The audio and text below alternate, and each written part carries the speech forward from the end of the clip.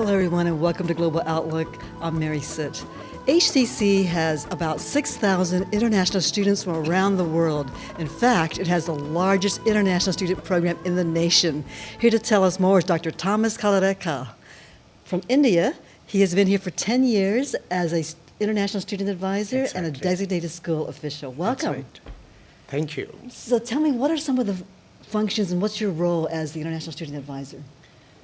So it starts with the initial contact that we have from students. They contact us through their family, relatives, or by online or email. Then we start from there. Okay. We want to know what they want to do, what are their education goals. Then based on their need, we help them to apply to HCC as an F1 international student. Then we invite the application set. Mostly it's the passport, financial documents, and there is a fee. And then we process the documents for their F1 visa to come to this country. Now, how difficult is it to get an F1 visa these days? Has it gotten more difficult over the years? Yes, it is now. Compared to the previous years, there has been a lot of restrictions, regulations, a lot of scrutiny for each applicant, so many denials. But still, we are able to keep the number that we have been getting. Which is amazing, about 6,000 students.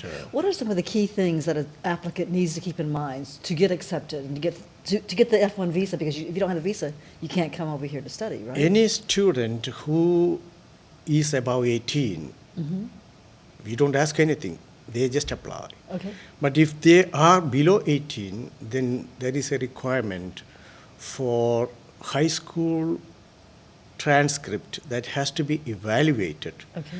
And an agency in the US, Educational Credential Evaluation Agency, they evaluate and they certify the student has education equivalent to US high school, then they become eligible to apply even though they are not 18.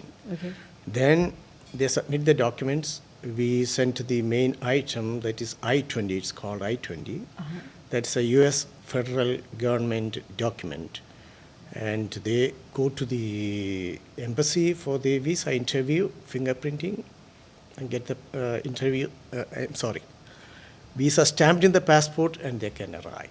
Now, you make it sound sort of easy, but it's probably a long process, takes weeks and weeks. It depends on the country. It is, but at the same time, everything is, if they are done, if they do everything in the right way, Follow all the procedures. follow the steps, it's okay. And one of the advantages of HCC is I think HCC is one of the few colleges nationwide where you do not have a certain level of English proficiency required before you come in, right? People who know just a little bit can still come in and take the classes? Actually, we have students with no knowledge of English. No they knowledge. don't speak at all English. Really? And they apply? But then they apply. What we do, as they enter, as they come to our office, we look at their credentials, and then we send them to the campus for testing of English language to find out the language proficiency. So it's called AccuPlacer test. So based on the test score, level 1, 2, 3, 4, they are placed on levels. And if they pass level 4, then they could be eligible for the college readiness test. It's called a TSR. So AccuPlacer language proficiency test first, pass level 4, go to TSI, pass college level reading, writing, and math, then they become eligible to study. But wait, if they don't know any English at all, how do they pass and get to level 4? Then if the score is too low, they are placed level 1. Okay. Or continuing education, then from there they pick up. But they can still come to HCC and study English as a second HCC. language before they study the courses for their major, Exactly. until they get to that level 4? That's right. And the F1 visa thing will work for that? Yeah, sure. That's nice. They, there is a clause in the I-20 if the student requires language proficiency. And we check, no. Okay. And the immigration knows that. And we explain because HCC provides the intensive English language education here in the campus, and then they move to the next level. You've worked with students for 10 years. Have you noticed any changes over the years, trends, or just changes in terms of the type of students who come here? Do they have more drive? Are they older? Or is it about the same? They're all 18-year-olds with big visions and lots of hope and optimism. No. What are you seeing now? No, we have actually several, the race, ethnicity, age group. All Yeah, over the place. it's all different. And it's yeah. always been like that, very Because the diverse. advantage in HCC is anybody can study. Right. If there is a drive or willingness and the financial means, yes, they can study. Thomas, let's talk about you. You came over here. How long have you been in this country? And tell me your background. How did you get into academics? That's a long story. You have 3 minutes. Actually, I'm a priest. Are you really? I have a license to work as a clergy in the Diocese of Texas. Uh-huh. I have a background in theology. Uh-huh. Then I used to work as a hospital chaplain in MD Anderson Hospital in Medical Center.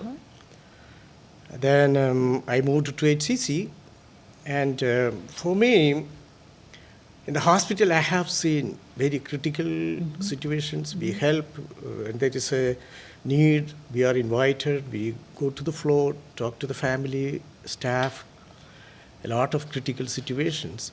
But I see with international students more critical situations, and I feel my call or ministry more appealing or more required with these students. To help these students. Actually, my boss hired me because when she heard that I was a chaplain. So So because a student who is here, they have to maintain their status. Right. And out of these 6,000 or close to that amount of students, every semester we have, due to several reasons, they lose the status. And it's a very dangerous game. Then they go out of status, they are under the radar of immigration. So a lot of scare, they could be deported. Yeah, a lot of And bad things can so a lot of anxiety, fear. So we have to deal with those students and help them to maintain their status and to be successful in education. And also, as a priest, I help them to live their life. good life. And I think you have a heart of compassion for these students from all over. Of course I right? do. And you counsel them of how to adjust to I life do. in Houston, how to keep that status, and how to continue with their studies and not lose heart. Because I'm sure And it takes a when lot a of courage. student right? loses the status, it really hurts us, yeah. Right. What's the biggest single piece of advice you'd give to students? Keep the rules, keep the time to study, Uh-huh. do all the assignments and do the homework, and And keep then the you'll grades succeed. and succeed, and then maintain. To maintain status means they have to be full-time course level. Okay. So for some reason, if they lose a class, and if it is below 12 semester credit hours, they go out They're of out. status. Okay, so that's the scary part. don't drop out, keep the course. Don't drop Stay out. the course.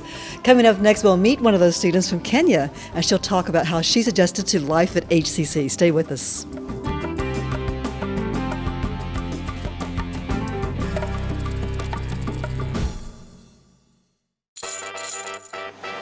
This is Ronak.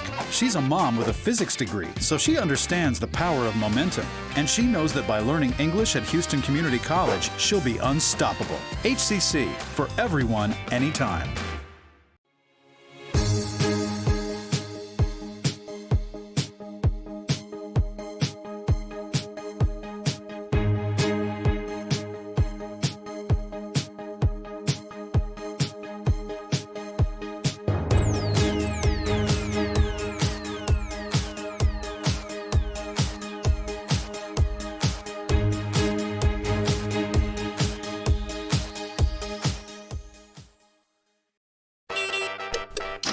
That's Saskia. She loves cars. Seriously, she whistles at them.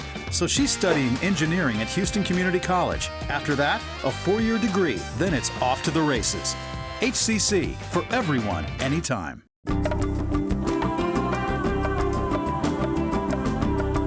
Our next guest is from Kenya. She's an international student here at HCC. Her name is Stacy Odhiambo. Did I say that right, Stacy? Sure. Okay, tell us about your experience here at HCC. How did you choose this particular college to go to all the way from Kenya? I learned about HCC through my sister, and I was attracted by the network of international students at HCC, and then by the wide course selection. Yeah.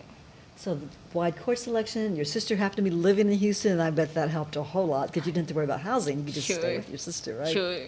Tell me about the courses you're taking now. I understand you're pre-nursing, is that right? Sure. So at the moment, I'm taking my prerequisites for nursing, and then afterwards, I aspire to graduate and go to a 4-year college while register into the nursing program. What appeals to you about nursing? Why nursing? I'm so compassionate about helping people, and I know nursing needs a lot of helping. Like, I want to give the best to my patients, and I also want to be an admiration to them so that they can help others just the same way I help them. To pass it forward then. Sure. That's nice. Well, you have this beautiful smile. I'm sure you Thank make all your you. patients feel good. It's like, yes, I want her to be my nurse. Thank you so much. Tell me about the professors here at HCC and what it's like being in the classroom and how different is it from, when you were in school in Kenya?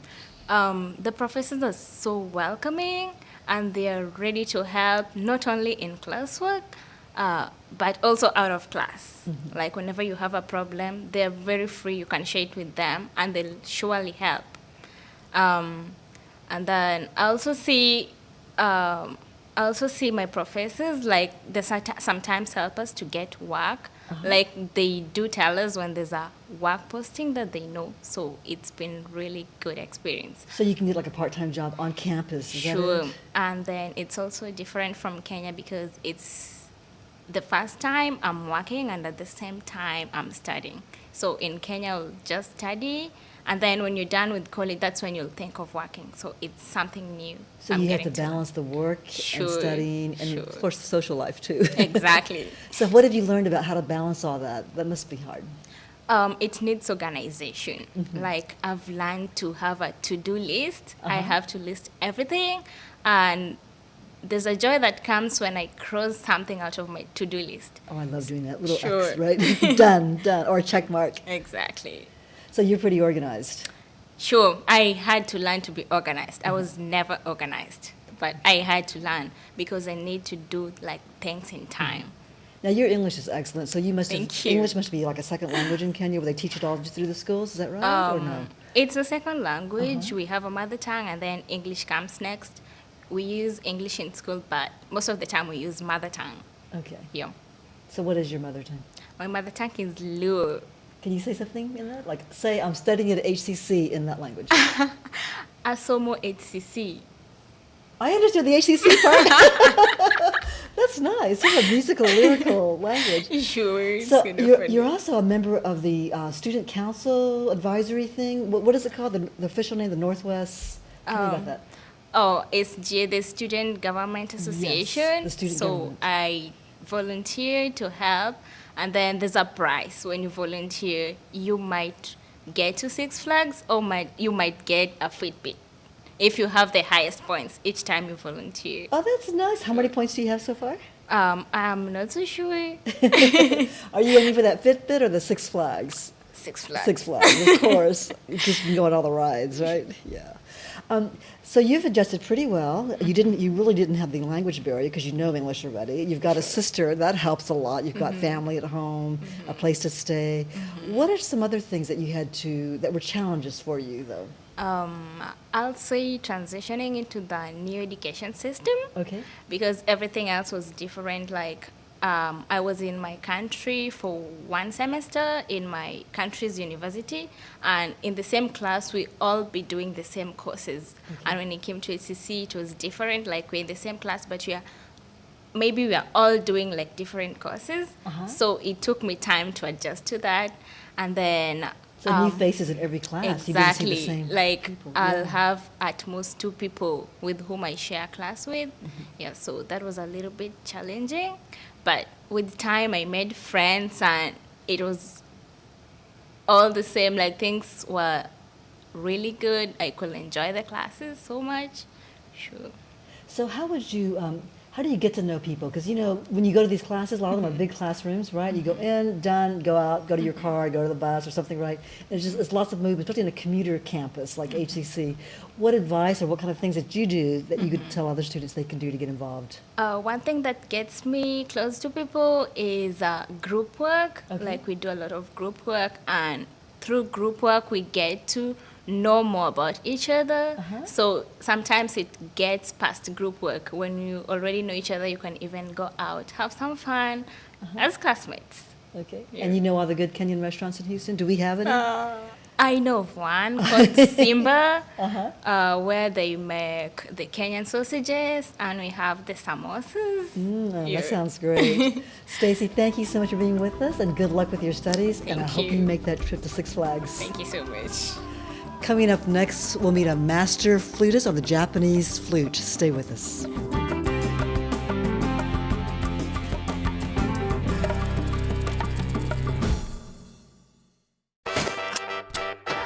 Meet Elizabeth. She's a mom on her way to get groceries. She's also on her way to getting an associate's degree at Houston Community College that could help provide for her family. HCC, for everyone, anytime. I've seen people's lives change just by attending a class at HCC. Some of them might not have the financial means to go to a four-year university. That doesn't make them any less quote-unquote smart than the kids who go to a four-year school. HCC is easy to get to. It's easy to apply and easy to become a part of. It gave me so much confidence. Once you finish your 2 years there, you can transition into a four-year university or go into the workforce. It's affordable, it's accessible, it changes lives. Meet EKATERINA. She has lofty goals to learn English and accounting. So she's studying for 2 degrees at Houston Community College, which means she's going all the way to the top. HCC, for everyone, anytime.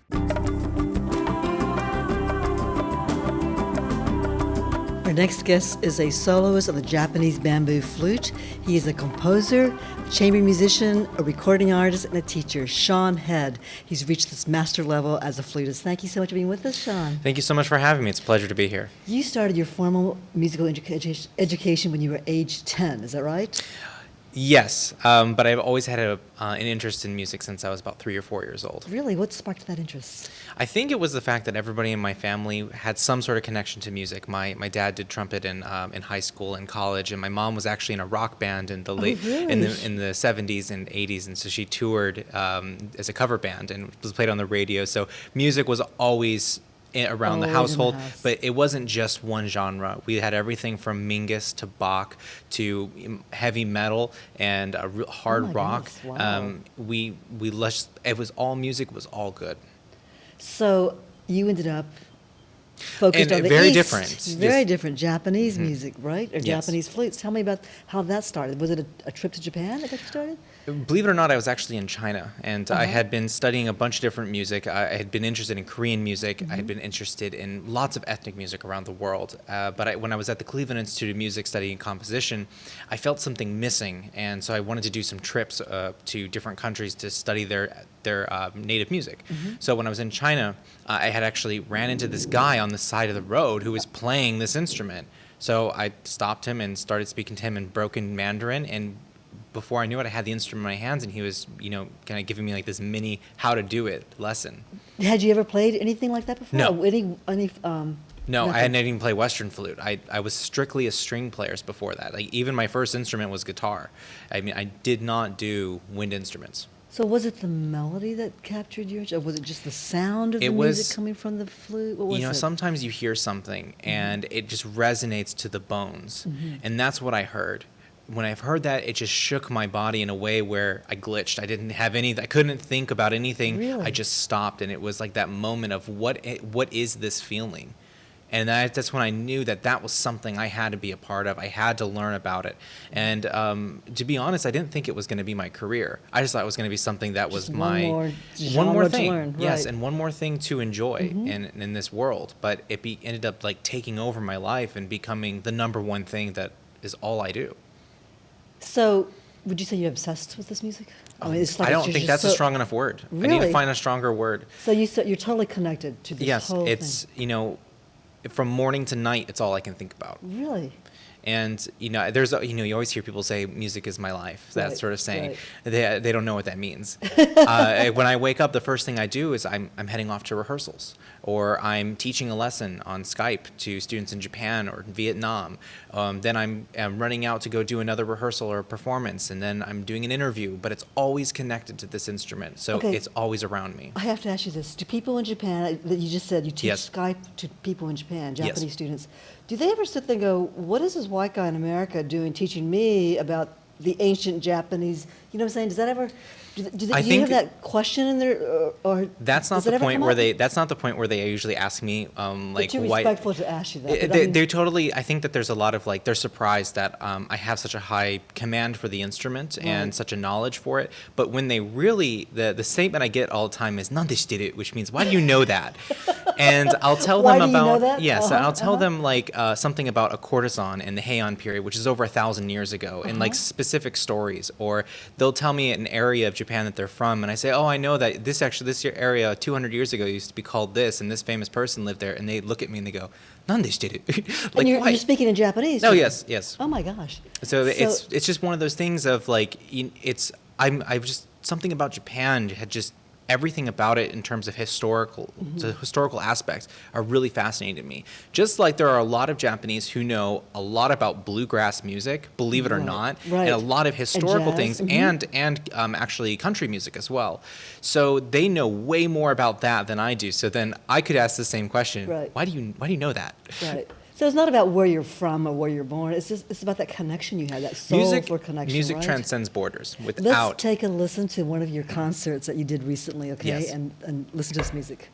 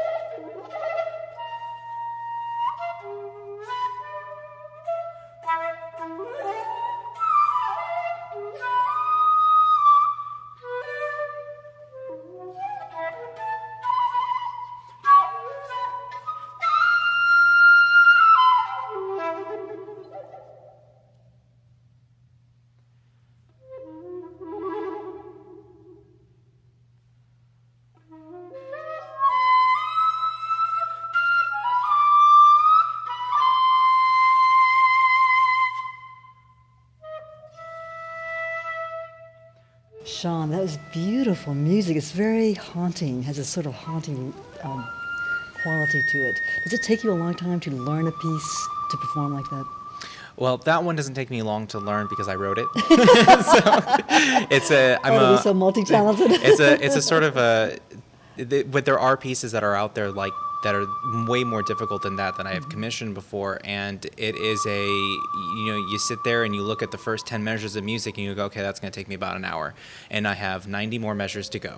So there are pieces that are very difficult like that, and sometimes there are pieces that are more intuitive that just come naturally to the player. So it's really on a piece-by-piece basis. Because there's not like an obvious melody you can just go humming, right? It's sort of this like abstract thing, right? And now if you know ancient liturgical Buddhist chants, then a lot lot of times you can just play those pieces right away. Okay. Or if you've been experienced with a lot of contemporary music, you're going to be able to go the other end of the spectrum. So, but a lot of times, the easiest stuff for me to put together is going to be folk music because it is that sing-songy, hum the melody.